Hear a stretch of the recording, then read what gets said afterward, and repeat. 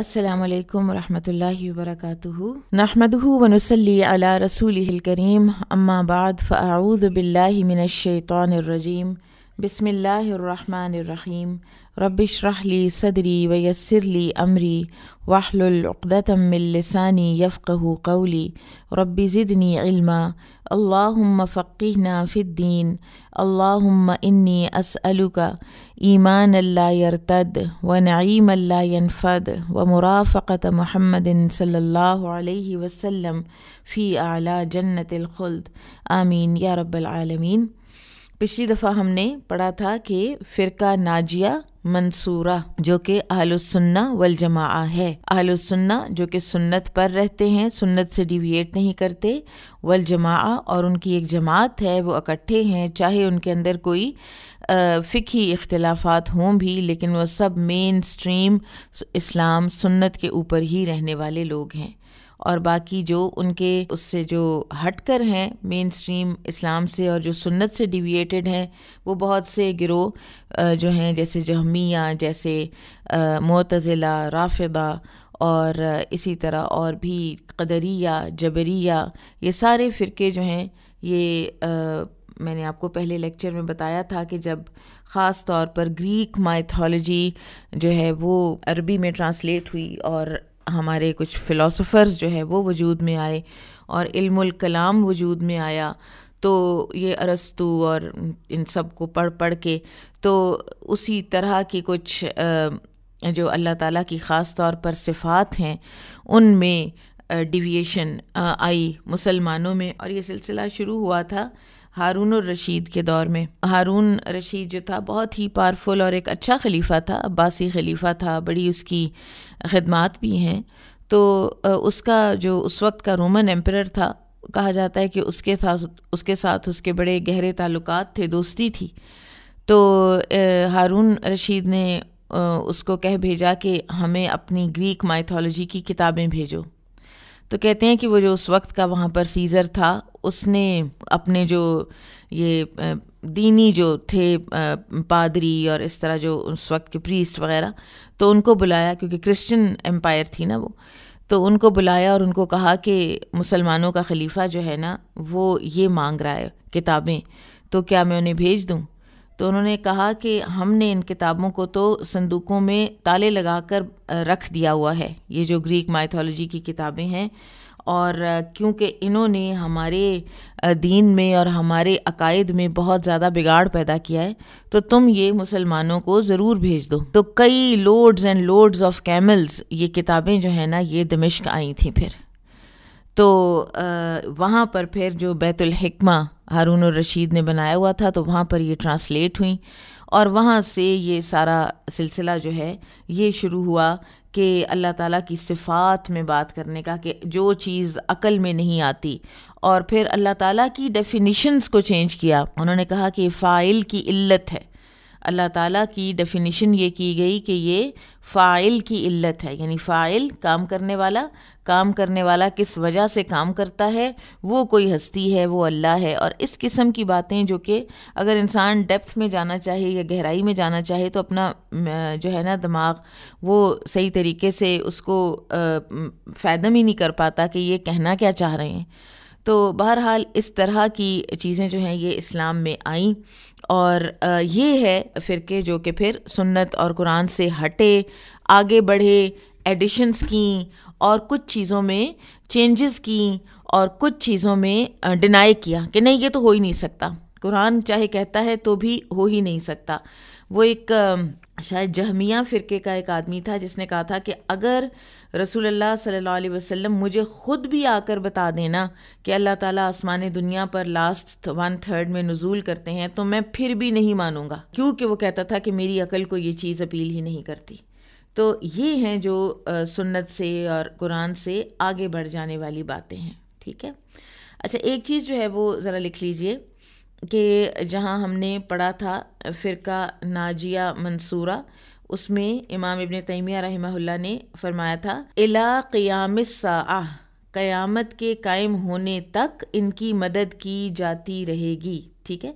تو الی قیام الساعہ کے دو معنی ہیں، ایک تو معنی یہ ہے کہ اس انسان کی اپنی موت تک اللہ تعالیٰ کی تائید اور نصرت اور مدد اس کے ساتھ رہے گی، اور دوسرا معنی یہ ہے کہ قیامت کے قرب تک، جب تک اللہ تعالیٰ کی مرضی ہوگی اس وقت تک اللہ تعالیٰ اس جماعت کی مدد فرماتے رہیں گے، اور پھر جب عین قیامت سے پہلے کا وقت آئے گا تو پھر تو یہ جماعت جو ہے یہ رہے گی ہی نہیں، کیونکہ اشرار الناس پر قائم ہونی ہے قیامت۔ پھر ہم نے پڑھا تھا کہ اللہ تعالیٰ کی جو آیات ہیں اور اللہ تعالیٰ کے جو اوصاف ہیں تو وہ ہم نے کیسے ماننے ہیں؟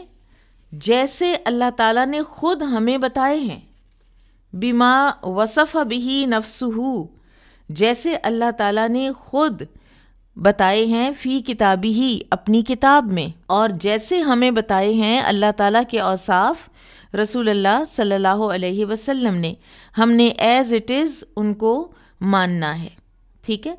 تو پھر ہم نے پچھلی دفعہ یہ کر لیا تھا کہ کتاب میں اللہ تعالیٰ کی کس کس طرح سے اوصاف اللہ تعالیٰ نے بیان کیے ہیں، پھر اللہ تعالیٰ کی صفات ذاتیہ اور فعلیہ سب کو ہم نے اسی طرح سے ماننا ہے جس طرح سے اللہ تعالیٰ نے ہمیں بتائی ہیں اپنی کتاب میں۔ ہاں، ایک اور چیز، قرآن تو اللہ کا کلام ہے، تو اس کو کتاب کیوں کہا گیا ہے؟ اللہ تعالیٰ نے خود اس کو کتاب کہا ہے، ٹھیک ہے۔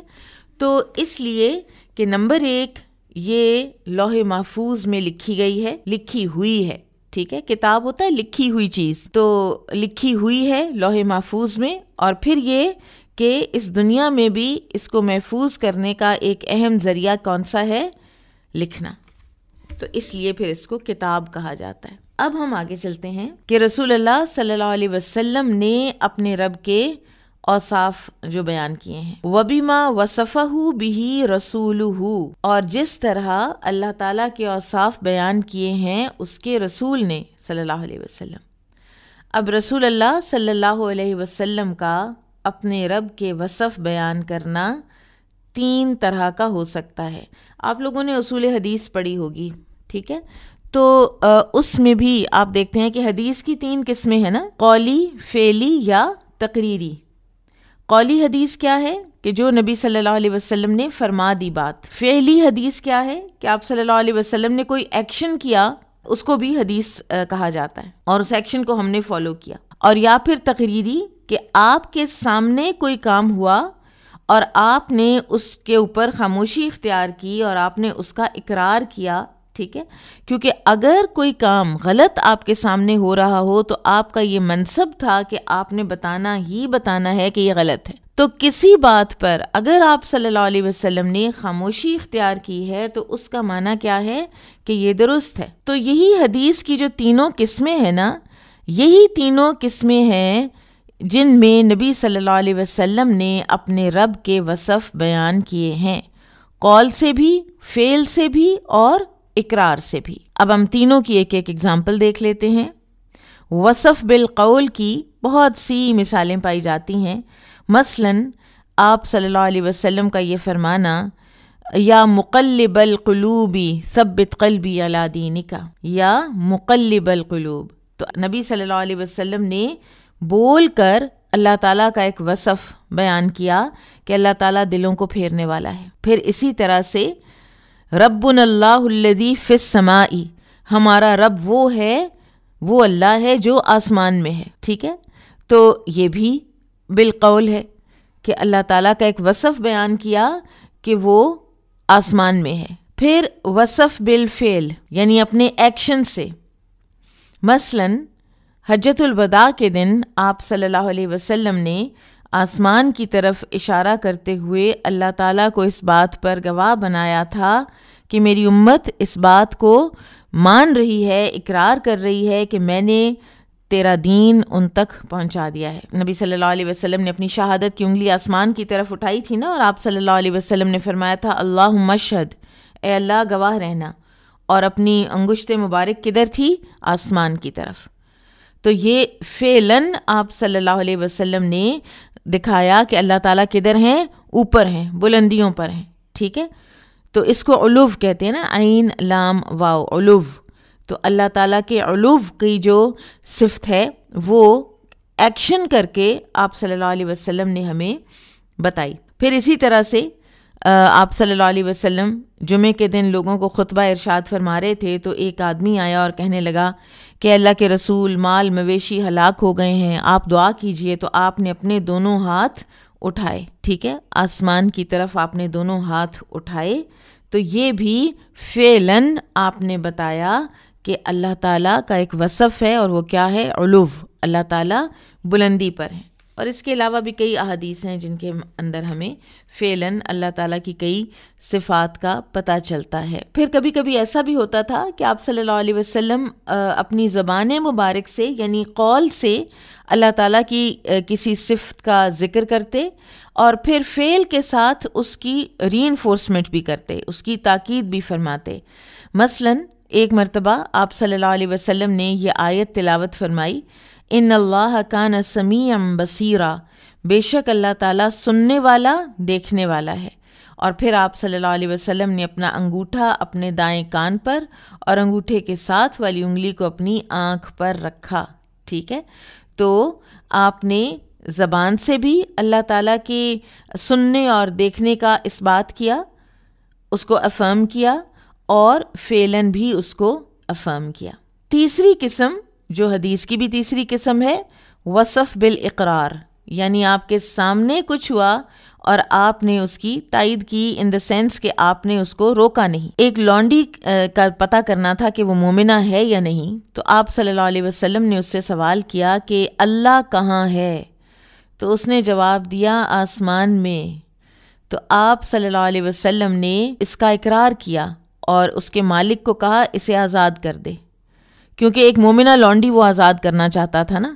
تو آپ صلی اللہ علیہ وسلم نے جب دیکھا کہ اس کا عقیدہ درست ہے تو یہ اللہ تعالیٰ کے بارے میں، تو پھر یہ مومنہ ہے، تو آپ صلی اللہ علیہ وسلم نے اس کا اقرار کیا۔ اسی طرح ایک یہودی عالم نبی کریم صلی اللہ علیہ وسلم کے پاس آیا اور کہنے لگا کہ ہم پاتے ہیں کہ اللہ تعالیٰ آسمانوں کو ایک انگلی پر، زمینوں کو ایک انگلی پر، اور گیلی مٹی کو ایک انگلی پر رکھے گا، ٹھیک ہے۔ یہ پوری ایک لمبی حدیث ہے، یعنی قیامت کے دن۔ تو نبی کریم صلی اللہ علیہ وسلم اس کی اس بات کی تصدیق کرتے ہوئے ہنس پڑے، ٹھیک ہے۔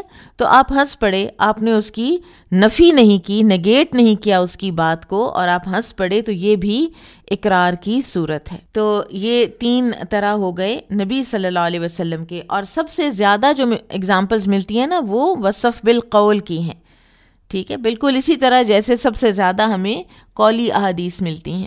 اچھا، اب ایک سوال اٹھتا ہے نا کہ ہم نبی صلی اللہ علیہ وسلم کی باتوں پر کیوں ایمان لائیں؟ یہ کیوں واجب ہے کہ ہم نبی صلی اللہ علیہ وسلم نے جو اپنے رب کے وصف بیان کیے ہیں ہم ان پر بھی ایمان لائیں، یہ واجب ہے؟ تو اس کی دلیل کیا ہے؟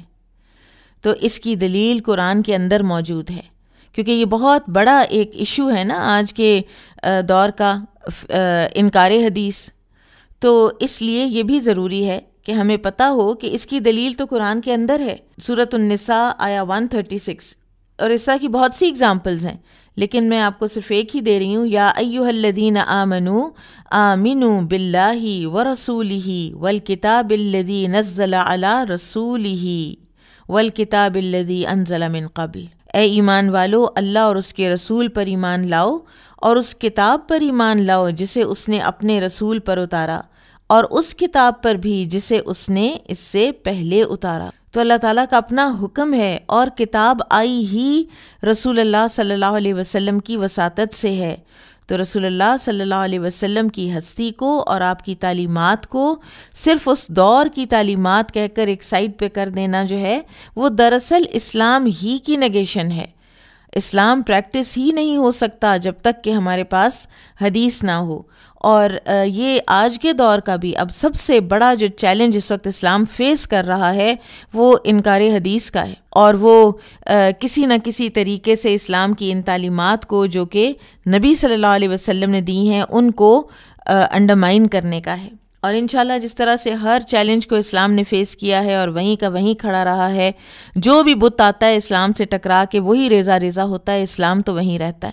آپ دیکھیں کمیونزم آیا، ایتھیزم، اور پتہ نہیں کیا کیا چیزیں آئیں، اور فتنہ خلق قرآن آیا، پھر اسی طرح سے جھوٹے نبی آئے، کہاں گئے وہ سارے؟ اور اسلام اپنی پوری آب و تاب کے ساتھ وہیں کا وہیں ہے اور انشاءاللہ ہمیشہ وہیں کا وہیں رہے گا۔ قرآن میں آتا ہے نا، اللہ تعالیٰ فرماتے ہیں کہ اللہ تعالیٰ اپنے نور کو مکمل کر کے رہے گا، وَلَوْ كَرِهَ الْكَافِرُونَ، چاہے ان کافروں کو کتنا ہی ناپسند کیوں نہ ہو، اللہ تعالیٰ کا یہ نور مکمل ہوگا اور ان کے منہوں کی پھونکوں سے یہ چراغ بجھایا بھی نہیں جا سکتا۔ تو لہٰذا ہر وہ آیت جس میں یہ بتایا گیا ہے کہ رسول اللہ صلی اللہ علیہ وسلم مبلغ ہیں، آپ کے ذمے پہنچا دینا ہے، ٹھیک ہے، تو وہ اس بات کی دلیل ہیں کہ نبی صلی اللہ علیہ وسلم نے جو بھی صفات اللہ تعالیٰ کی بتائی ہیں، جن پر آپ نے ہمیں مطلع فرمایا ہے، تو ان کو ماننا ہمارے لیے واجب ہے، کیونکہ آپ نے جس چیز کی بھی خبر دی ہے وہ اللہ ہی کی طرف سے دی ہے۔ اور پھر ہم نے بات کی تھی کہ 4 چیزیں کسی کے اندر ہوں تو اس کی بات کو مان لینا چاہیے۔ ایک تو یہ کہ اس کے پاس علم ہو، دوسرے یہ وہ آپ کا سچا خیر خواہ ہو، تیسرے یہ کہ وہ سچ بولتا ہو، اور چوتھے یہ کہ وہ ایلوکوینٹ ہو، اس کے پاس قوت بیان ہو۔ اور یہ چاروں چیزیں رسول اللہ صلی اللہ علیہ وسلم میں بدرجائے اتم ہیں، 8 موسٹ لیول پر ہیں، تو ہم کیوں نہیں مانیں گے نبی صلی اللہ علیہ وسلم کی بات کو؟ یہ جو 4 کرائٹیریا ہے نا، یہ علم، خیر خواہی، سچ اور بیان کا، علم، خیر خواہی، صدق اور بیان، یہ ابن القیم نے دیا ہے۔ پھر امام ابن تیمیہ رحمہ اللہ فرماتے ہیں من غیر تحریف ولا تعطیل ومن غیر تکییف ولا تمثیل۔ یہ اب 4 ٹرمز ہیں جن کو آپ نے تھرو آؤٹ پڑھنا ہے اس کتاب میں، ٹھیک ہے، بغیر تحریف اور تعطیل اور تکییف اور تمثیل کے۔ یہ 4 چیزیں ہیں جو ہم نے اللہ تعالیٰ کی صفات میں نہیں کرنی، تحریف، تعطیل، تکییف، تمثیل۔ اب یہ کیا ہیں؟ تحریف کیا ہے؟ تحریف کہتے ہیں کسی چیز کو چینج کر دینا، اس کو تبدیل کر دینا، ہا را فا سے، حرف سے کسی چیز کو تبدیل کر دینا، اور یہ لفظی بھی ہو سکتی ہے اور معنوی بھی ہو سکتی ہے۔ یہود بہت تحریف کیا کرتے تھے اپنی کتاب میں۔ مثال کے طور پر جب ان کو یہ کہا گیا وَقُولُوا حِطَّةٌ نَغْفِرْ لَكُمْ خَطَايَاكُمْ، کہ اس بستی میں داخل ہو جاؤ، اور حِطَّةٌ کہتے کہتے داخل ہونا، اور حِطَّةٌ کا مطلب کیا تھا کہ ہمیں بخش دے، لیکن انہوں نے اس لفظ کو بدل کر حِنْطَةٌ کر دیا، اور حِنْطَةٌ کا مطلب ہوتا ہے ہمیں گندم چاہیے، بالی میں دانہ چاہیے، تو یہ لفظی تحریف کی ایک ایگزامپل ہے۔ پھر رسول اللہ صلی اللہ علیہ وسلم کے زمانہ مبارک میں بھی یہ تحریف کیا کرتے تھے۔ جب نبی صلی اللہ علیہ وسلم صحابہ کو کچھ پڑھا رہے ہوتے، کچھ سکھا رہے ہوتے، تو صحابہ کو کوئی بات اگر سمجھ نہیں آتی تھی نا، تو صحابہ کہتے تھے راعینا، اے اللہ کے رسول ہماری رعایت کیجئے، ہمیں ذرا، یعنی جیسے ہوتا ہے کہ ہمیں دوبارہ بتائیے، یا جیسے پارڈن می، ایکسکیوز می، یا ایک ادب کا کلمہ تھا جو صحابہ کرام نے ایک بنایا، تو یہ جب آتے تو یہ کہتے راعینا، اس کو تھوڑا سا کھینچ کے بول دیتے، اور راعی یعنی گڈریا نہ ہمارا گڈریا۔ اسی طرح سے اسمع غیر مسمعن اور قرآن میں آتا ہے، تو کہتے تھے، دوسروں کہتے تھے سنو، اور زیر لب کہتے تھے کبھی نہ سنے جاؤ۔ تو اس طرح کی جو لفظی تحریف ہے یہ کیا کرتے تھے یہود۔ تو اہل السنہ والجماعہ جو ہیں وہ تحریف نہیں کرتے، اور جو ڈیویٹڈ سیکٹس ہیں جن کی ہم بار بار بات کر رہے ہیں، جہمیہ، قدریہ، جبریہ، معتزلہ، یہ سب جو تھے انہوں نے تحریفات کی ہیں، ٹھیک ہے، انشاءاللہ کچھ ایگزامپلز ان کی آگے آ بھی جائیں گی۔ سو لہٰذا اہل السنہ والجماعہ تحریف نہیں کرتے، نہ لفظی اور نہ معنوی۔ معنوی تحریف کی یعنی قرآن کی آیت کا مطلب کوئی اور ہے اور اس کو چینج کر کے مطلب کوئی اور بنا لینا۔ مثلا اللہ کے 2 ہاتھ ہیں، بل یداہ مبسوطتان، بلکہ اس کے دونوں ہاتھ تو کھلے ہیں، تو کہنا کہ اللہ کے ہاتھ سے مراد اللہ تعالیٰ کی نعمتیں ہیں، تو اس کو معنی کو چینج کر دینا، یہ تحریف کہلاتا ہے۔ دوسری چیز ولا تعطیل، تعطیل نہیں کرتے۔ تعطیل کیا ہے؟ آپ لوگوں نے یہ لفظ سنا ہوا ہوگا نا، عام تعطیل یعنی چھٹی کے دن کیا ہوتا ہے؟ سارے کام، ساری ایکٹیویٹی سسپینڈ ہو جاتی ہے۔ تو تعطیل کا جو معنی ہے وہ ہے ترک کرنا، کسی چیز کو ترک کر دینا یا تخلیہ کرنا. تخلیہ میننگ کہ تنہا کر دینا، الگ کر دینا، ایلینیٹ کر دینا، ڈینائی کرنا، انکار کر دینا کہ یہ نہیں، یہ ہے ہی نہیں. مثلاً سنڈے کو چھٹی ہوتی ہے تو ہم کہتے ہیں کہ نہیں، آج کوئی کام نہیں ہونا کیونکہ آج سنڈے ہے. اسی لیے سنڈے کو کہتے ہیں تعطیل، کیونکہ اس دن کام سسپینڈ ہو جاتے ہیں. تو وہ اللہ تعالیٰ کی کچھ صفات میں تعطیل بھی کرتے ہیں جو اہل السنہ والجماعہ سے ہٹ کر ہیں. اہل السنہ والجماعہ تحریف بھی نہیں کرتے، تعطیل بھی نہیں کرتے. اب تعطیل ہے اللہ تعالیٰ کے ان اسماء و صفات کا انکار کرنا جنہیں اللہ تعالیٰ نے اپنی ذات کے لیے ثابت کیا ہو. اب کچھ جو فرقے تھے نا، وہ اللہ تعالیٰ کے کچھ جو نام ہیں نا، المذل ذلت دینے والا، الضار نقصان پہنچانے والا، ان کا انکار کرتے تھے. حالانکہ اللہ تعالیٰ نے خود اپنے ان ناموں کا اس بات کیا ہے، اپنی ان صفات کا اس بات کیا ہے، لیکن وہ کہتے تھے کہ نہیں. اچھا، پھر کچھ جو ہیں وہ یہ کہتے ہیں کہ اللہ تعالیٰ صرف محبت کا اہل ہے، اللہ تعالیٰ انتقام لینے کا تو اہل ہی نہیں ہے.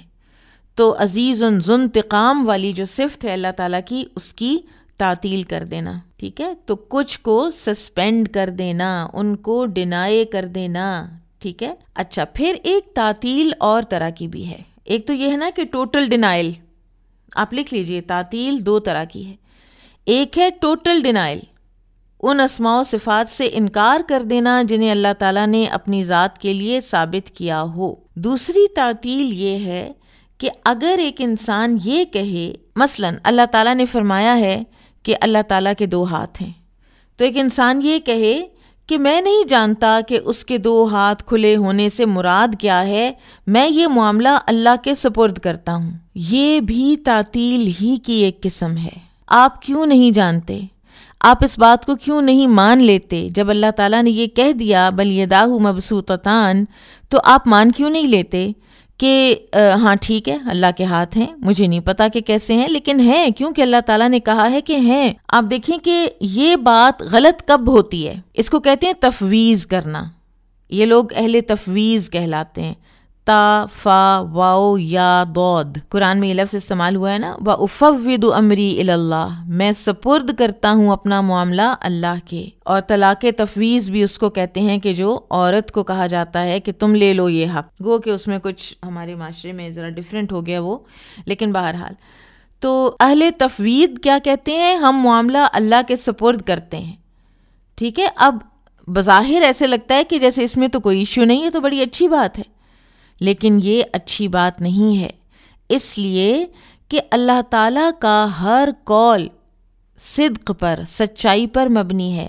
اور اللہ تعالیٰ نے خود سورہ النحل آیا 89 میں فرمایا وَنَزَّلْنَا عَلَيْكَ الْكِتَابَ تِبْيَانًا لِكُلِّ شَيْءٍ، اور ہم نے آپ پر کتاب اتاری جس میں ہر چیز کی وضاحت ہے. تو اگر ہمیں کسی بات کا پتہ ہی نہ چل سکے تو پھر وضاحت کیسی ہوئی؟ ٹھیک ہے. تو قرآن مجید میں تو ایسے کلمات بہت سے پائے جاتے ہیں جن میں اللہ تعالیٰ کی اسماء و صفات بیان ہوئے ہیں.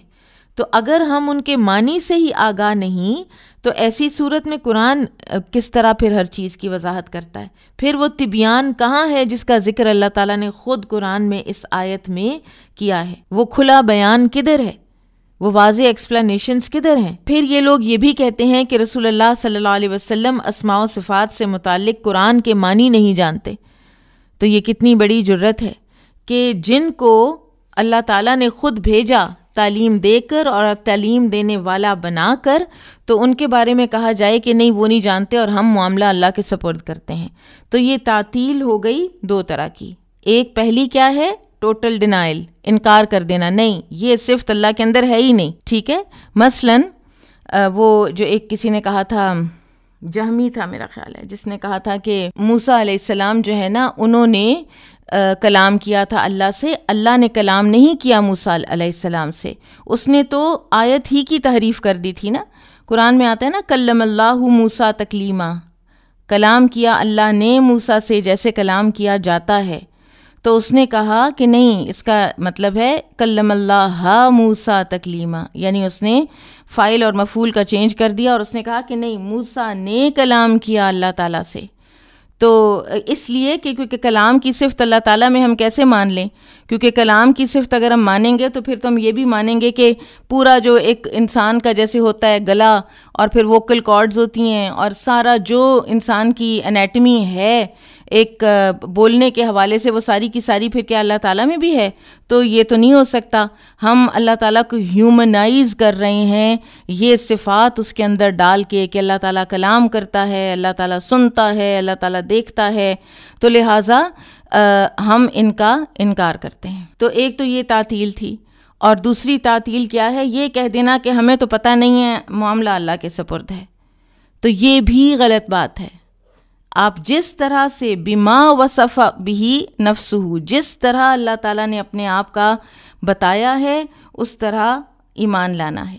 عرش ہے تو عرش ہے بس، کرسی ہے تو کرسی ہے، اس کو نہ تحریف کرنی ہے، یعنی عرش کو اللہ تعالیٰ کا اقتدار یا سلطنت نہیں کہنا، کرسی کو بھی اللہ تعالیٰ کی قوت اور پاور نہیں کہنا، اللہ تعالیٰ کے ہاتھوں کو اللہ تعالیٰ کی نعمتیں نہیں کہنا، یہ تحریفات نہیں کرنی. تیسری چیز، من غیر تکییف، بغیر اس کی کیفیت جانے. تکییف ہوتا ہے کسی صفت کی کیفیت بیان کرنا، ٹھیک ہے؟ کیف حالک، کیا حال ہے آپ کا؟ تو میں کہوں انا بخیر، میں بالکل ٹھیک ہوں، تو میں نے اپنی کیفیت بیان کر دی نا. پھر فرض کریں کوئی پوچھے کیف جاء زید، زید کیسے آیا؟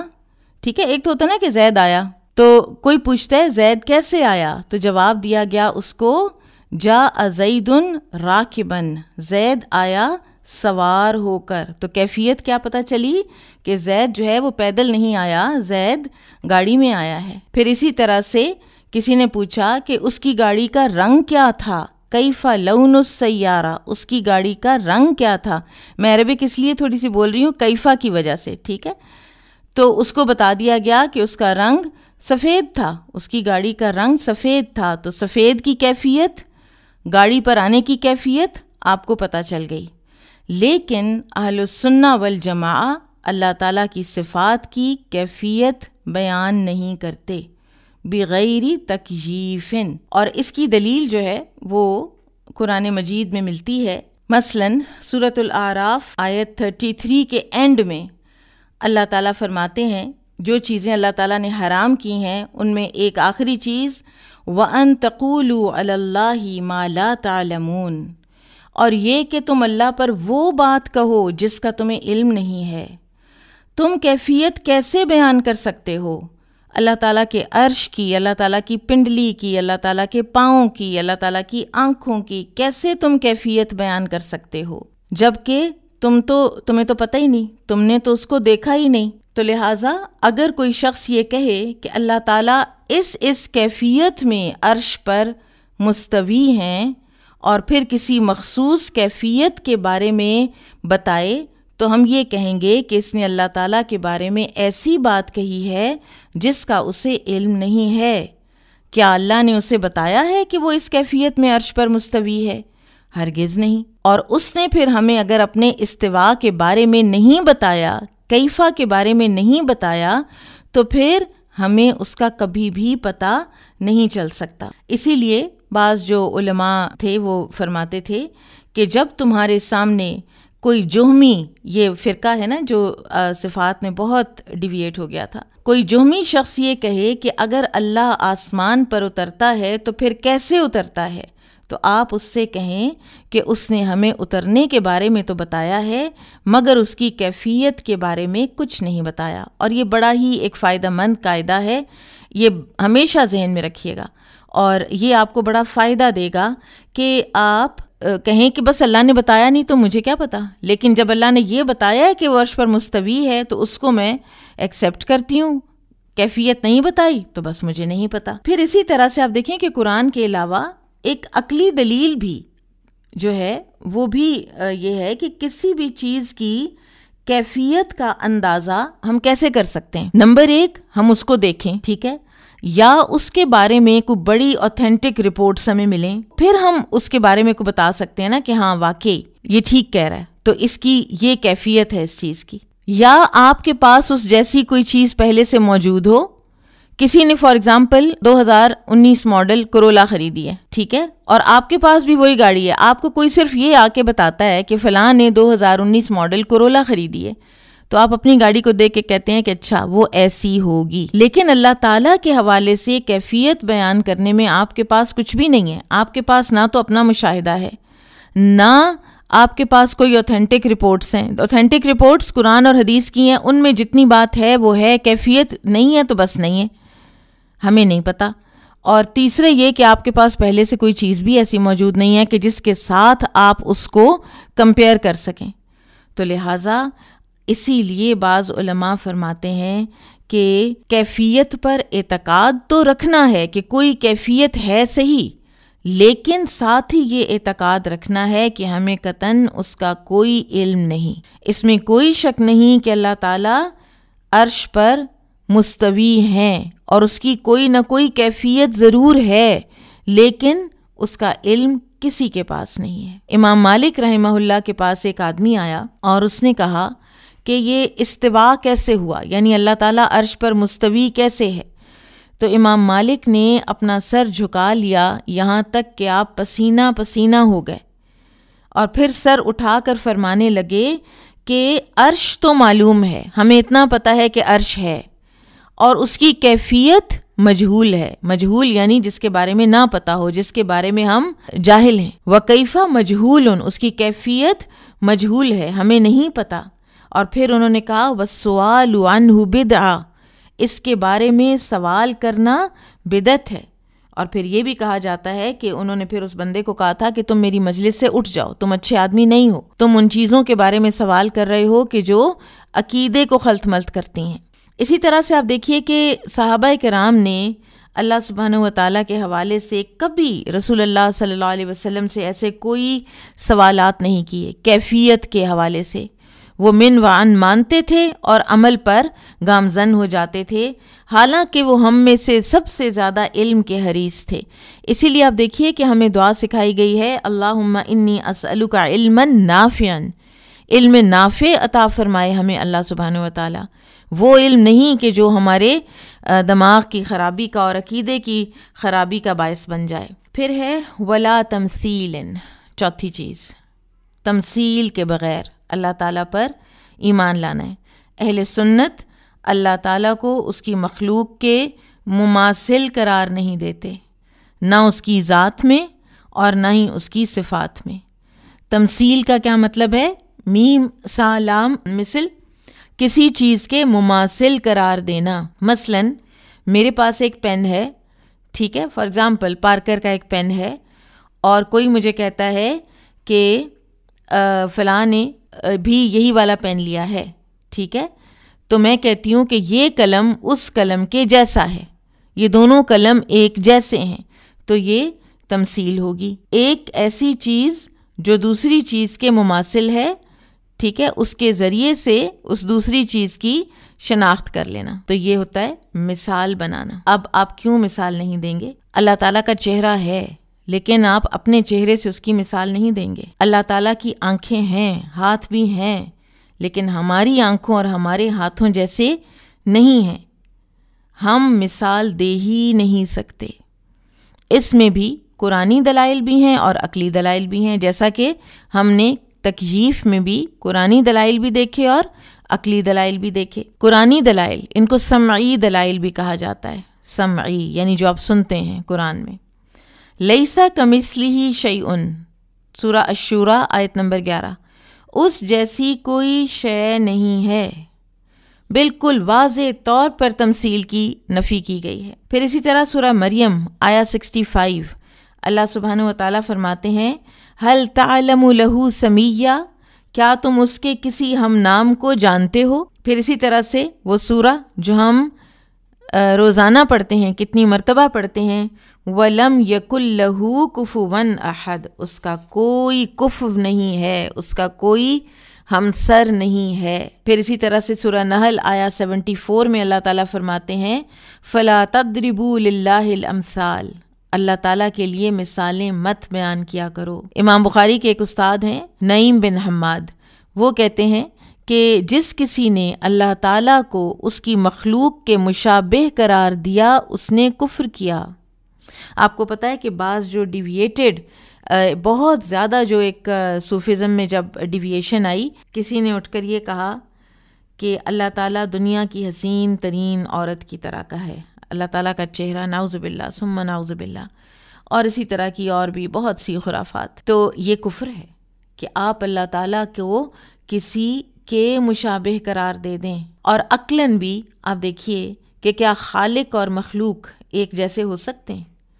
اور خالق اللہ سبحانہ و تعالی، خالق وہ جو اللہ سبحانہ و تعالی ہے، جو ازل سے ہے اور ابد تک رہے گا، اور مخلوق وہ جو کسی سٹیج پر وجود میں آئی اور اس نے مر بھی جانا ہے، ختم بھی ہو جانا ہے۔ تو یہ مماثلت کیسے بیان کی جا سکتی؟ پھر اسی طرح سے بہت فرق ہے ان کوالٹیز میں، جیسے اللہ تعالیٰ السمیع ہیں، انسان بھی سنتا ہے، اللہ تعالیٰ بھی سنتے ہیں، لیکن اللہ تعالیٰ تو سمندروں کی گہرائیوں کے اندر اٹھنے والی کسی آواز کو بھی سنتے ہیں۔ جیسے سورہ المجادلہ میں آتا ہے نا کہ اللہ تعالیٰ نے سن لی اس کی آواز، قد سمع اللہ قول التی تجادلک فی زوجہا وتشتکی الی اللہ۔ تو سیدہ عائشہ رضی اللہ عنہا نے کیا فرمایا تھا کہ میں گھر کے کونے میں، کمرے کے کونے میں بیٹھی، میں نہیں سن سکی کہ خولہ بنت ثعلبہ نبی صلی اللہ علیہ وسلم کے ساتھ کیا وسپر کر رہی ہیں، کیا اپنا دکھڑا رو رہی ہیں، اور اللہ تعالیٰ نے 7ویں آسمان پر بات سن لی، اور اللہ تعالیٰ نے پھر احکامات نازل کیے۔ تو اللہ تعالیٰ کی صفات پرفیکشن کے لیول پر ہیں۔ انسانی سماعت، بصارت، کوئی بھی چیز جو ہے وہ کوئی بھی خوبی جو ہے، فیکلٹی، وہ امپرفیکشن کے لیول پر ہے۔ پھر اسی طرح سے آپ دیکھیں کہ اللہ سبحانہ و تعالیٰ کرسی کا مالک، عرش کا مالک، اور قیامت کے دن وَالْأَرْضُ جَمِيعًا قَبْضَتُهُ يَوْمَ الْقِيَامَةِ، پوری کی پوری زمین قیامت کے دن اس کے مٹھی میں ہوگی، اس کے قبضے میں ہوگی۔ تو کیا مخلوق میں سے کسی کے لیے ایسا کرنا ممکن ہے؟ تو پھر مثال کیسے دی جا سکتی ہے؟ تو لہٰذا اہل السنہ والجماعہ اللہ تعالیٰ کے ساتھ کسی کی مثال نہیں دیتے۔ اور پھر آپ دیکھیں کہ ایک فطری دلیل بھی تو موجود ہے نا، کہ انسان فطری طور پر اپنے رب کو پہچانتا ہے اور اپنے رب سے دعا کرتا ہے۔ اگر انسان کو یہ فرق نہ فطرت کے اندر ودیت کیا گیا ہوتا کہ انسان انسان ہے اور رب رب ہے، دونوں فرق ہیں، تو پھر انسان کبھی بھی اللہ تعالیٰ سے دعا نہ کرتا۔ وہ اپنے آپ سے اللہ تعالیٰ کو الگ ہستی سمجھتا ہے، اپنے جیسا نہیں سمجھتا، اس لیے بڑی بڑی چیزیں اللہ سے مانگتا ہے نا۔ تو لہٰذا یہ 4 چیزیں جو ہیں یہ ہم نے نہیں کرنی۔ اہل السنہ والجماعہ کے عقیدے میں یہ 4 چیزیں نہیں ہوتی: تحریف، تعطیل، تکییف اور تمثیل۔ پھر آگے امام ابن تیمیہ فرماتے ہیں بل یؤمنون بان اللہ سبحانہ، بلکہ وہ ایمان رکھتے ہیں، یعنی اہل السنہ والجماعہ، کہ اللہ سبحانہ و تعالی لیس کمثلہ شیء وہو السمیع البصیر، کہ اللہ تعالیٰ جیسی کوئی چیز نہیں ہے اور وہ سننے والا، دیکھنے والا ہے۔ اور یہ جو ہے نا لیس کمثلہ شیء میں شیء نکرہ ہے، تو جب کوئی چیز نکرہ آتی ہے تو وہ ہر چیز کا احاطہ کرتی ہے، یعنی کوئی بھی چیز اکراس دا بورڈ، کوئی بھی مخلوق کتنی بھی عظیم ہو جائے، کتنی بھی پاورفل ہو جائے، اللہ تعالیٰ کے مماثل نہیں ہے۔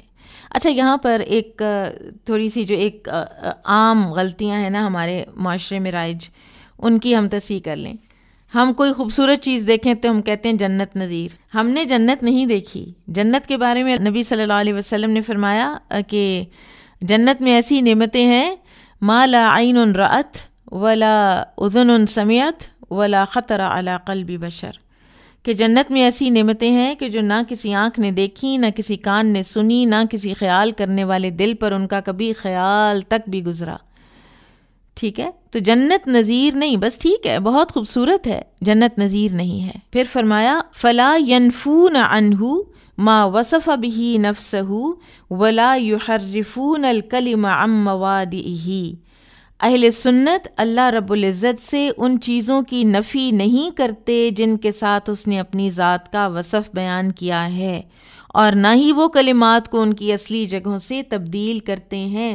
یہ ساری اب ریپیٹیشن آ رہی ہے، ٹھیک ہے، کہ نہ وہ کسی بھی صفت کی نفی کرتے ہیں۔ نگیٹ کرنے کا کیا تھا؟ نگیٹ کرنے کے لیے کون سی ٹرم ہے؟ تعطیل، ٹھیک ہے، لہٰذا وہ تعطیل نہیں کرتے، نہ ہی وہ کسی کلمے کو اپنی جگہ سے ہٹاتے ہیں، چینج نہیں کرتے، یعنی تحریف نہیں کرتے۔ جو اللہ تعالیٰ نے فرمایا ہے کہ یہ میں ہوں، وہ کہتے ہیں ہاں جی بالکل اللہ تعالیٰ ایسے ہیں۔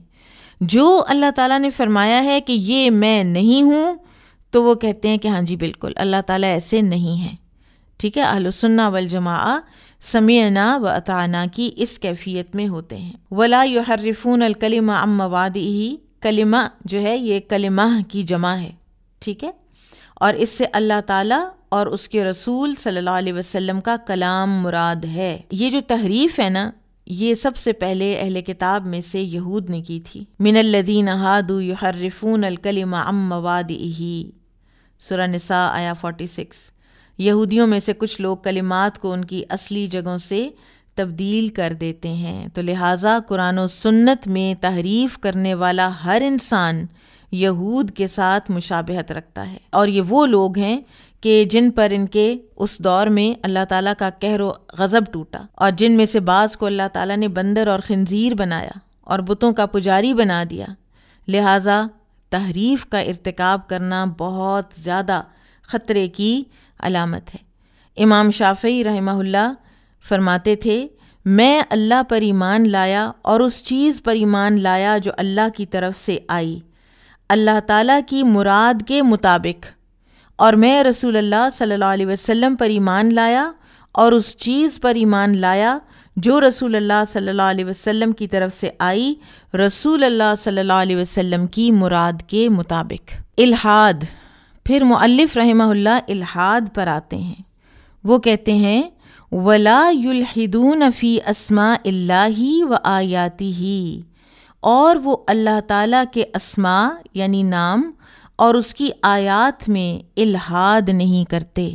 جب ہم الحاد کا اردو میں ٹرانسلیشن کرتے ہیں تو ہم کہتے ہیں کہ کج روی نہیں کرتے۔ اب الحاد کو سمجھنے کی ضرورت ہے، اور الحاد کی مختلف قسمیں بھی ہیں۔ الحاد لام ہا دال سے ہے، لحد، اور لحد آپ جانتے ہیں کہ قبر کی ایک قسم کو بھی کہا جاتا ہے، کہ جس میں وہ پہلے سیدھی کھودی جاتی ہے اور اس کے بعد اس کا راستہ بدل دیا جاتا ہے، یعنی وہ ڈیویٹ کرتی ہے، وہ ایک سائیڈ پر اس کا جو گڑھا ہے وہ اس کی ڈائریکشن چلی جاتی ہے۔ اس کے برعکس دوسری جو ہے شق یا شق جس کو کہتے ہیں، وہ سیدھی نیچے قبر ہوتی ہے، جیسی کہ ہمارے ہوتی ہے پاکستان میں، اور نبی صلی اللہ علیہ وسلم کی قبر مبارک جو ہے وہ لحد تھی۔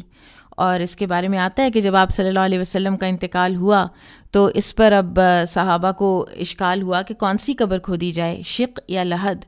تو پھر عباس رضی اللہ عنہ جو آپ صلی اللہ علیہ وسلم کے چچا تھے، انہوں نے کہا تھا کہ مدینہ میں 2 ہی لوگ تھے جو کہ ایک ان میں لحد کھودتے تھے اور ایک شق، تو دونوں کی طرف بھیجو آدمی، اور جو پہلے آ گیا تو وہی اللہ کی طرف سے چوزن ہوگا۔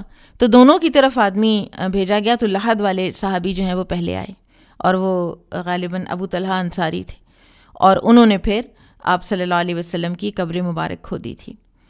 تو لحد ڈیویٹڈ، ٹھیک ہے، کج روی اختیار کرنا۔ تو اہل سنت نہ تو اللہ تعالیٰ کے ناموں میں کج روی اختیار کرتے ہیں، اور نہ ہی اللہ تعالیٰ کی آیات میں کج روی اختیار کرتے ہیں۔ یعنی الحاد اللہ تعالیٰ کے ناموں میں بھی ہو سکتا ہے اور اللہ تعالیٰ کی آیات میں بھی ہو سکتا ہے۔ مثلاً سورۃ الاعراف آیا 180 اللہ تعالیٰ فرماتے ہیں وَلِلَّهِ الْأَسْمَاءُ الْحُسْنَى فَادْعُوهُ بِهَا وَذَرُوا الَّذِينَ يُلْحِدُونَ فِي أَسْمَائِهِ، اور اللہ کے اچھے اچھے نام ہیں تو تم اسے ان کے ساتھ پکارو، اور ان لوگوں کو چھوڑ دو جو اس کے ناموں میں کجروی اختیار کرتے ہیں۔ پھر اسی طرح سے آیات میں الحاد کہاں سے پتہ چلتا ہے؟ ان الذین یلحدون فی آیاتنا لا یخفون علینا، سورہ فصلت آیا 40۔ بے شک جو لوگ ہماری آیات میں کجروی اختیار کرتے ہیں وہ ہم سے چھپے ہوئے نہیں ہیں، وہ ہم سے مخفی نہیں ہیں۔ اب ہم دونوں چیزوں کو الگ الگ دیکھتے ہیں۔ اللہ تعالیٰ کے ناموں میں الحاد کا کیا مطلب ہے؟ ناموں میں الحاد کا معنی ہے ان کو جس طرح سے ماننا واجب ہے اس میں کجروی اختیار کرنا۔ پہلی قسم اللہ تعالیٰ کو وہ نام دیا جائے جو اس نے اپنے آپ کو نہیں دیا۔ مثلا نصارہ نے اللہ تعالیٰ کو باپ اور عیسیٰ علیہ السلام کو ابن یعنی بیٹے کا نام دیا۔ یہ اللہ کے ناموں میں الحاد ہے۔ اسی طرح بعض جو فلاسفرز ہیں، میں نے آپ کو بتایا تھا نا، انہوں نے اللہ تعالیٰ کے لیے اللہ فاعلہ یعنی فاعل کی علت، نعوذ باللہ، اللہ تعالیٰ کو یہ نام دیا۔ اور وجہ یہ ہے کیوں ہم یہ نہیں کر سکتے، ہم کیوں اللہ تعالیٰ کو وہ نام نہیں دے سکتے جو اس نے خود اپنے آپ کو نہیں دیے؟ اس لیے کہ اللہ تعالیٰ کے تمام نام توقیفی ہیں۔ توقیفی ہوتا ہے وہ چیز جو اللہ کی طرف سے ہو اور اس میں آپ خود کوئی چیز ایڈ نہیں کر سکتے۔ مثلا ساری نمازیں جو ہیں نا ان کے فرض رکعتیں توقیفی ہیں۔ آپ کہیں کہ نہیں میں بہت انرجیٹک ہوں اور میں بہت ثواب کی حریص ہوں، تو میں فجر کے جو 2 فرض ہیں مجھے تو بہت تھوڑے لگتے ہیں، تو میں فجر میں بھی 4 فرض ہی پڑھا کرتی ہوں، تو یہ آپ نہیں کر سکتے۔ آپ ثواب کی بجائے گناہ کمائیں گے، اس لیے کہ یہ توقیفی ہے، ٹھیک ہے۔ اسی طرح سے قرآن میں اب اس وقت جو سورتوں کی ترتیب ہے نا وہ بھی توقیفی ہے۔ اب آپ کوئی قرآن کا نسخہ ایسا نہیں کر سکتے، چھاپ نہیں سکتے کہ جس میں آپ کہیں کہ میں النساء کو پہلے رکھ دیتی ہوں اور البقرہ کو بعد میں رکھ دیتی ہوں۔ کیا فرق پڑتا ہے؟ فرق پڑتا ہے کیونکہ یہ توقیفی ہے، ٹھیک ہے۔ اسی طرح سے اللہ تعالیٰ کے نام بھی توقیفی ہیں، یعنی توقیفی کا آپ دیکھیں روٹ ورڈ کیا ہے؟ وقف، کہ آپ نے وہاں رک جانا ہے، سٹاپ، آپ یہاں پر چینج نہیں کر سکتے، کوئی ایڈیشن کوئی سبٹریکشن آپ نہیں کر سکتے۔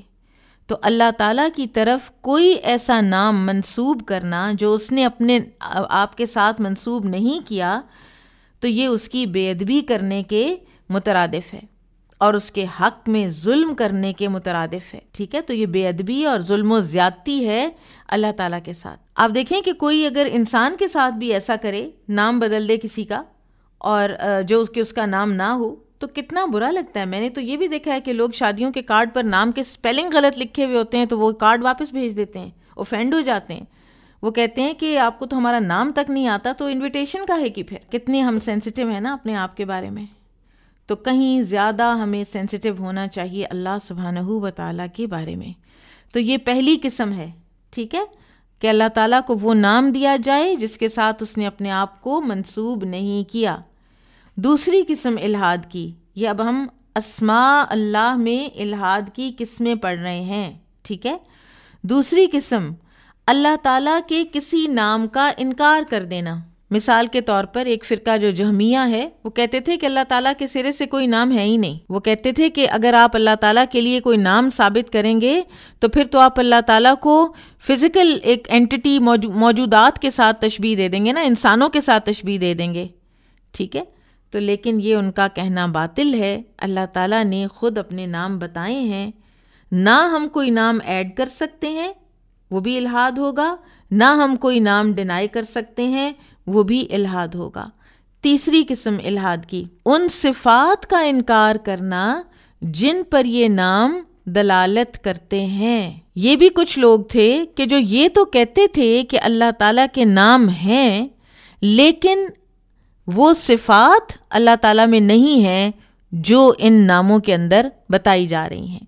مثلاً وہ کہتے تھے اللہ سمیع ہے بغیر سماع کے، سمیع ہے لیکن سنتا نہیں ہے، علیم ہے بغیر علم کے، خالق ہے بغیر تخلیق کے، قادر ہے بغیر قدرت کے۔ یہ معتزلہ کا عقیدہ تھا، معتزلہ، یہ بھی ایک فرقہ تھا ڈیویٹڈ. ٹھیک ہے، یہ تیسری قسم ہو گئی کہ ہاں نام تو ہیں لیکن وہ صفات نہیں ہیں ان کے اندر. آپ دیکھیں کتنی illogical سی بات ہے نا، یعنی اس کو میننگ لیس کر دینا. بیسیکلی تو بات یہ تھی نا کہ اس کو میننگ لیس کر دیا گیا. اور آپ کو پتہ ہے کہ جو عباسی خلیفہ تھے نا، ہارون کافی حد تک معتزلہ ہو گیا تھا، مامون پورا معتزلہ تھا، مامون کے بعد شاید معتصم وہ بھی، پھر آگے چل کے متوکل کے دور میں پھر دوبارہ یہ معتزلی جو ہے نا ان کو ختم کیا گیا تھا. تو یہ کیونکہ ان کے اندر بہت سی چیزیں معتزلہ میں وہ تھیں کہ جو ان کو اپیل کرتی تھی نا خلفاء کو. مثلاً وہ کہتے تھے کہ قرآن مخلوق ہے، حالانکہ یہ تو کلام اللہ ہے نا، اللہ تعالیٰ کی صفت ہے کلام، اور قرآن اللہ تعالیٰ کی صفت ہے. ٹھیک ہے، اور اس کو اللہ تعالیٰ نے ہمیں اس دنیا میں دے بھیجا ہے، کتنا ہمارے لیے آنر ہے نا. تو وہ کہتے تھے کہ نہیں، قرآن مخلوق ہے، اور مخلوق کے لیے کیا قاعدہ ہے؟ کل نفس ذائقۃ الموت، ہر جان نے موت کا مزہ چکھنا ہے. تو ایک وقت ایسا آئے گا کہ قرآن بھی ختم ہو جائے گا، ریڈنڈنٹ ہو جائے گا، نعوذ باللہ. تو خلفاء کو یہ بات بڑی اچھی لگتی تھی نا کہ کسی بھی سٹیج پر، کسی بھی وقت پر وہ یہ کہہ سکتے تھے کہ قرآن کا فلاں حکم جو ہے نا اس کے بارے میں اب یہ بتا دیا گیا ہے کہ یہ ختم ہو گیا ہے، اس کی نعوذ باللہ ثم نعوذ باللہ موت واقع ہو گئی ہے. تو اس پر سٹینڈ لیا تھا امام احمد بن حنبل نے، کوڑے کھائے تھے، جیلیں برداشت کی تھیں، اور صرف ایک دلیل دیتے تھے، کہتے تھے قرآن و سنت سے دلیل لا دو، میں پہلا ماننے والا ہوں گا. شروع میں بہت سے اور علماء بھی ان کے ساتھ تھے، لیکن وہ تشدد اور پرسیکیوشن برداشت نہ کر سکے، اور کرتے کرتے امام احمد بن حنبل اکیلے رہ گئے. امام ابن تیمیہ فرماتے ہیں کہ اللہ تعالیٰ نے 2 انسانوں سے جتنی اسلام کی خدمت لی ہے اتنی کسی سے نہیں لی. ایک ابو بکر صدیق رضی اللہ عنہ سے نبی صلی اللہ علیہ وسلم کی وفات کے بعد، جب ارتداد کا فتنہ اٹھا تھا اور لوگ مرتد ہونے لگ گئے تھے، اور دوسرے امام احمد بن حنبل سے فتنہ خلق قرآن کے وقت. چوتھی قسم الہاد کی اللہ تعالیٰ کے ناموں کے بارے میں، کہ اللہ تعالیٰ کے ناموں کا بھی اس بات کرے، مانے ہاں نام ہے، سمیع ہے، صفات کا بھی اس بات کرے کہ ہاں سنتا ہے، لیکن کہے کہ اللہ تعالیٰ کی آنکھ ہماری آنکھ جیسی، اللہ کا علم ہمارے علم جیسا، اللہ کا معاف کرنا ہمارے معاف کرنے جیسا، یعنی تمثیل کرے. تو یہ بھی الہاد ہے. 5ویں قسم اللہ تعالیٰ کے ناموں میں الہاد کی، کہ اللہ تعالیٰ کی صفات کو معبودان باطلہ کی طرف منسوب کرنا، ان کے نام اللہ تعالیٰ کے ناموں اور صفات میں سے نکالنا. مثلاً الہ سے انہوں نے، الہ یا اللہ سے انہوں نے اپنی دیوی کا نام لات رکھ لیا تھا، عزیز سے عزا، منان سے منات، یہ انہوں نے نام نکالے ہوئے تھے. اللہ تعالیٰ کے ناموں سے نام ڈرائیو کر لینا، مشتق کر لینا، ڈرائیو کر لینا، اور پھر ان کو اپنے باطل معبودوں کے ساتھ منسوب کر دینا. یہ 5 قسم کے الہاد ہیں جو اللہ تعالیٰ کے ناموں میں کیے جاتے ہیں، جو کہ ہم نے نہیں کرنے. آپ دیکھیں کہ جیسے ہندوازم ہے، ان کے ہاں جو خدا ہیں اور ان کے جو ایک ایک وقت پر کئی ہیں، برہما اور کرشنا کی ہر وقت کی لڑائی، اور ایک جو ہے وہ دوسرے کی بیوی چرا کے لے گیا، اور پھر ایک کے اندر جیلسی کی فیلنگز، اس کی ایک کی گوپیاں، اس کی مرلی بجانا، اور یہ ساری چیزیں جو ہیں یہ الہاد ہیں. جیسے نصارہ کا الہاد ہے نا، اسی طرح سے ہندوازم، حالانکہ ہندوازم اولڈسٹ ریلیجنز میں سے ہے، ابتدا اس کی بھی توحید سے ہوئی ہوئی ہے، لیکن پھر وہ جتنا بگاڑ اس کے اندر آیا ہے اتنا تو شاید کسی بھی اور دین میں نہیں آیا. بہرحال پھر دوسری چیز امام ابن تیمیہ کیا فرماتے ہیں کہ وہ اللہ تعالیٰ کے قرآن کی آیات میں بھی الہاد نہیں کرتے.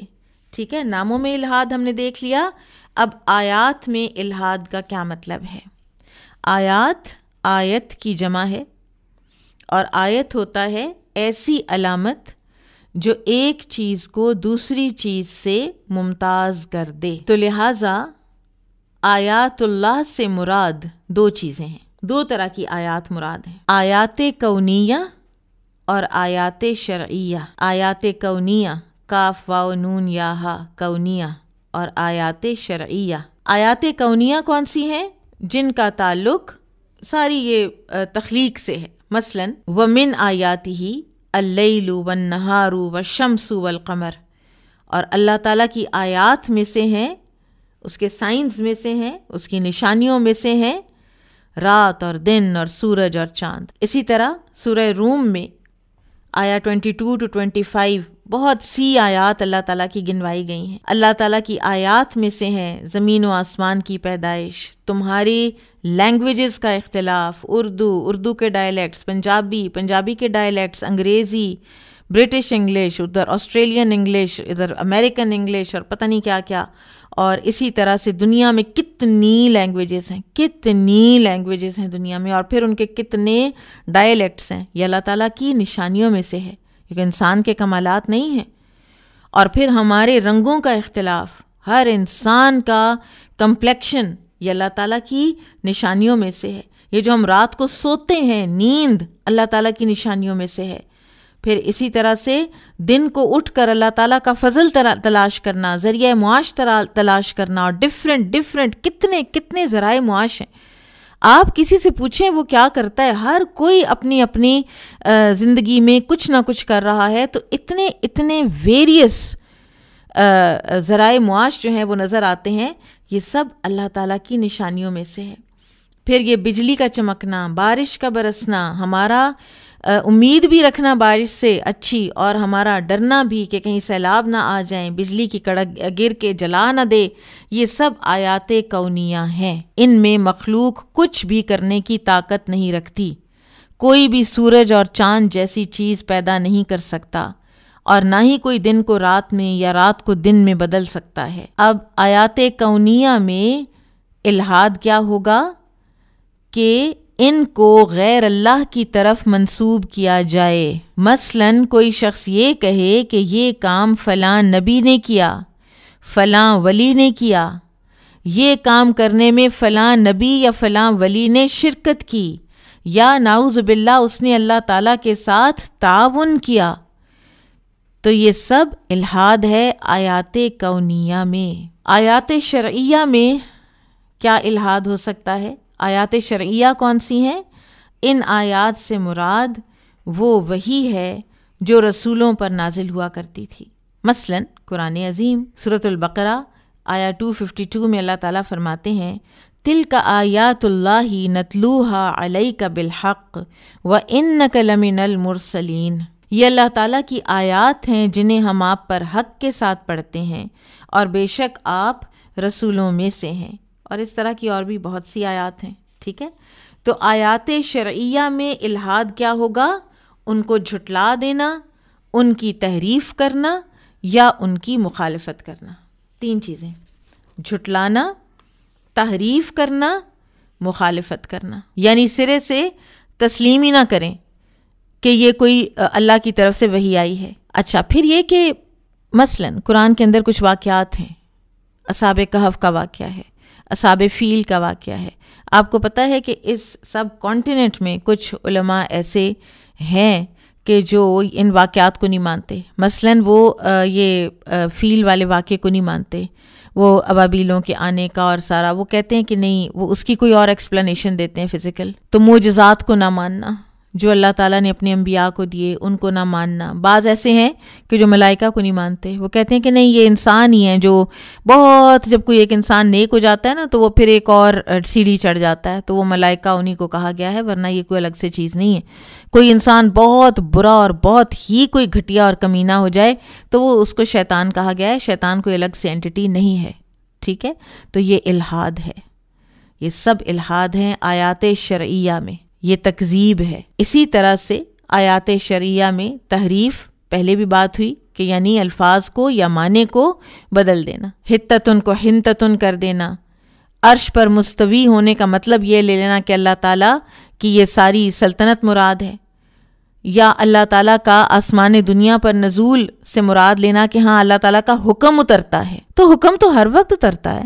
اور پھر اسی طرح سے مخالفت کرنا، یہ کہ اللہ تعالیٰ نے جو کام کرنے کو کہا ہے وہ اس کو ترک کر دینا، اور جس کام سے رکنے کو کہا ہے وہ کام کرنے لگ جانا۔ ترک اوامر اور ارتکاب معاصی، یعنی جو احکامات ہیں ان کو ترک، اور جو نافرمانی کے کام ہیں ان کو اختیار کر لینا، یہ الحاد ہے۔ پھر مؤلف فرماتے ہیں ولا یکیفون ولا یمثلون صفاته بصفات خلقه لأنه سبحانه لا سمی له ولا کفو له ولا ند له ولا یقاس بخلقه سبحانه وتعالی۔ اہل سنت اللہ تعالیٰ کو تکییف نہیں کرتے، یعنی کیفیت بیان نہیں کرتے، اور نہ وہ اس کی صفات کو اس کی مخلوق کی صفات کی مثل قرار دیتے ہیں، اس لیے کہ اللہ سبحانہ و تعالیٰ کا کوئی ہم نام نہیں، نہ اس کا کوئی ہمسر ہے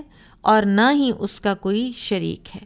ٹھیک ہے، ولا یکیفون، کیفیت کی بات جو ہے یہ اب بہت ڈیٹیل سے پیچھے ہو چکی ہے کہ اللہ تعالیٰ کی صفات کی کیفیت کا کوئی ذکر نہیں کرتے۔ ٹھیک ہے، کہ اس کے چہرے کی کیفیت کیا ہے، اس کے ہاتھ کی کیفیت کیا ہے، اس کے استوا کی کیفیت کیا ہے، نہ زبان سے اور نہ ہی دل سے۔ ولا یمثلون، اس کی مخلوق کی صفات کے مماثل اس کو قرار نہیں دیتے۔ لِأَنَّهُ سُبْحَانَهُ، وہ کہتے ہیں لِأَنَّهُ سُبْحَانَهُ، یہاں پہ آپ دیکھیں سبحان، سین با ہا، ٹھیک ہے، اسی سے تسبیح بھی ہے، یعنی اللہ تعالیٰ کو ہر نقص سے پاک قرار دینا۔ جب ہم کہتے ہیں نا اللہ سبحانہ و تعالی، تو ہم کہتے ہیں دراصل کہ اللہ تعالیٰ کی صفات ہر نقص سے پاک ہیں۔ لا سمی لہ، لأنہ سبحانہ لا سمی لہ، اس کا کوئی ہم نام نہیں ہے۔ سورہ مریم آیا 65، رب السماوات والارض وما بینہما فاعبدہ واصطبر لعبادتہ ہل تعلم لہ سمیہ، وہ رب ہے آسمانوں کا اور زمین کا اور اس کا جو ان کے درمیان ہے، اس لیے اسی کی عبادت کریں اور اس کی عبادت پر ثابت قدم رہیں، کیا تم اس کے کسی ہم نام کو جانتے ہو؟ پھر ہے ولا کفؤ لہ، اور اس کا کوئی ہمسر نہیں، کوئی کو ایکول نہیں۔ ولم یکن لہ کفوا احد ولا ند لہ، اور اس کا کوئی ند نہیں، ند کہتے ہیں نظیر، اس کی کوئی مثال۔ سورۃ البقرہ آیا 22 میں آتا ہے فَلَا تَجْعَلُوا لِلَّهِ أَنْدَادًا وَأَنْتُمْ تَعْلَمُونَ، اور اللہ کے ساتھ شریک نہ بناؤ حالانکہ تم جانتے ہو۔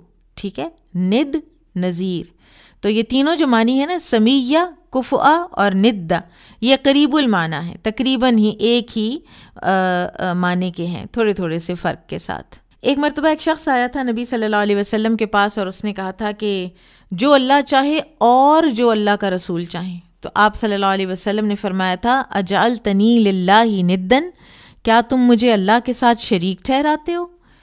تو وہاں پر آپ صلی اللہ علیہ وسلم نے ند کا لفظ استعمال کیا، تو تم یہ کہو کہ جو اللہ چاہے اور پھر جو آپ چاہیں، اللہ کے ساتھ اور نہیں لگانا۔ آپ دیکھیں گفتگو میں الفاظ میں کتنا ہمیں محتاط ہونے کی ضرورت ہے عقیدے کے اعتبار سے۔ ولا یقاس بخلقہ، اور اسے اس کی مخلوق پر قیاس نہیں کیا جا سکتا۔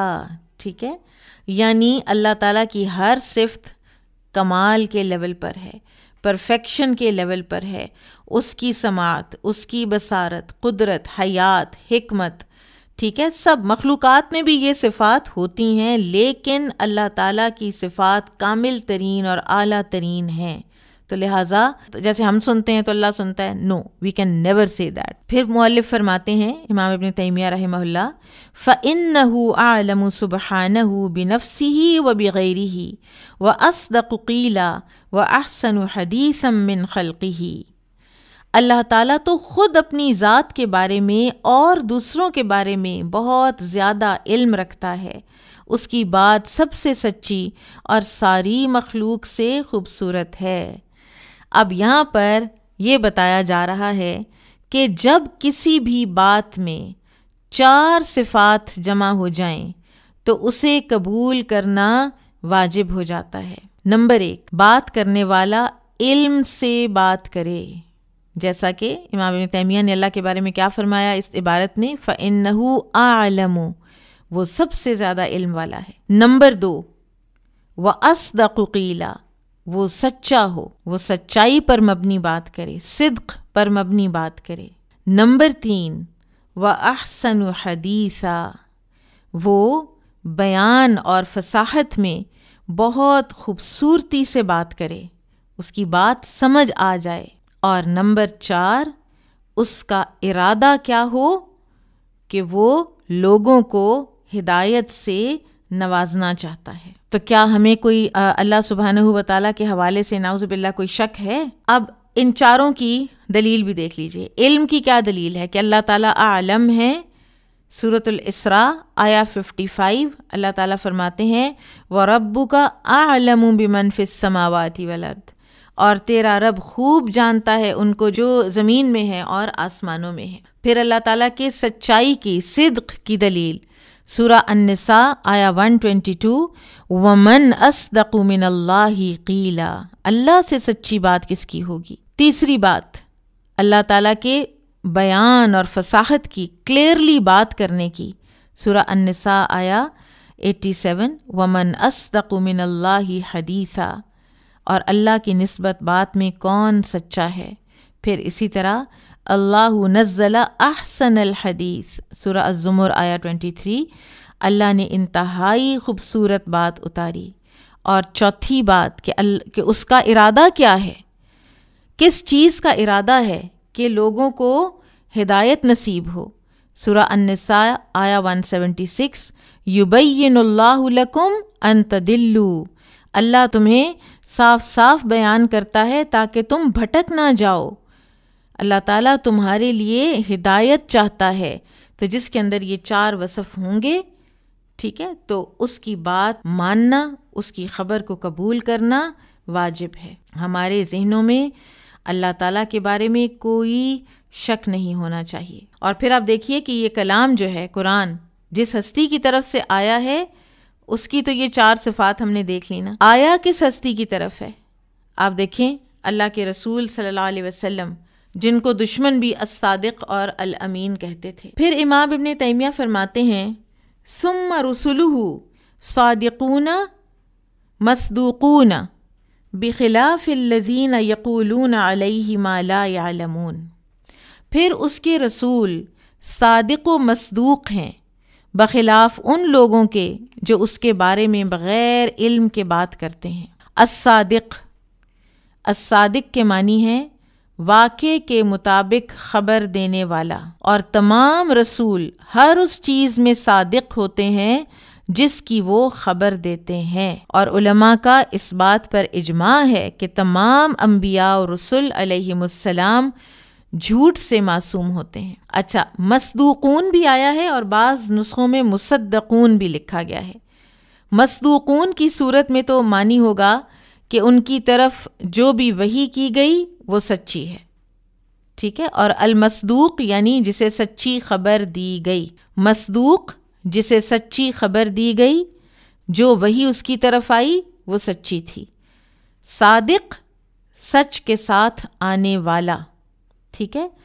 اور اگر یہ مصدقون ہو تو پھر اس کا معنی ہوگا کہ لوگوں پر ان کی تصدیق کرنا واجب ہے، کہ وہ تصدیق کیے گئے ہیں، لوگوں پر ان کی تصدیق کرنا شرعاً واجب ہے، اور ان کی تکذیب کرنا، ان کو جھٹلانے والا کافر ہوگا۔ اور پھر اس کا یہ معنی بھی ہو سکتا ہے کہ اللہ تعالیٰ نے خود اپنے نبیوں کی تصدیق کی ہے۔ مثلاً اللہ تعالیٰ نے خود سورہ المنافقون آیت نمبر 1 میں فرمایا واللہ یعلم انک لرسولہ، اور اللہ جانتا ہے کہ یقیناً آپ اس کے رسول ہیں۔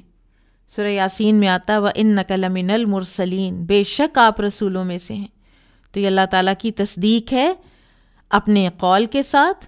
اور اسی طرح آپ دیکھیں کہ اللہ تعالیٰ نے جو انبیاء اور رسل کو کامیابیاں دی ہیں، جو فتوحات دی ہیں، جو فتوحات کے دروازے کھولے ہیں، نبی صلی اللہ علیہ وسلم کا پیغام مشرق و مغرب میں پہنچا ہے، تو یہ بھی اللہ تعالیٰ کی تصدیق ہے، فعلاً تصدیق ہے۔ بخلاف الذین یقولون علیہ ما لا یعلمون، اور یہ لوگ جھوٹے یا گمراہ ہیں اس لیے کہ وہ اللہ تعالیٰ کے بارے میں ایسی باتیں کرتے ہیں جن کا انہیں علم ہی نہیں۔ اہل السنہ والجماعہ وہ باتیں نہیں کرتے جن کا انہیں علم نہیں، اور یہ باتیں جن کا علم نہیں، اس میں ساری وہ چیزیں آ جاتی ہیں، تحریف، تعطیل، تکییف، تمثیل، چاروں چیزیں اس میں آ جاتی ہیں۔ کبھی ہم کوئی ایسی بات کوئی لوگ کہہ دیتے ہیں کہ جو ان کو پتہ نہیں ہوتی، وہ تحریف کے ضمن میں آ جاتی ہے، کبھی تعطیل کے ضمن میں آ جاتی ہے، کبھی تکییف کے اور کبھی تمثیل کے۔ بارک اللہ فیکم، سبحانک اللہم و بحمدک، اشہد ان لا الہ الا انت، استغفرک و اتوب الیک۔ السلام علیکم ورحمۃ اللہ وبرکاتہ۔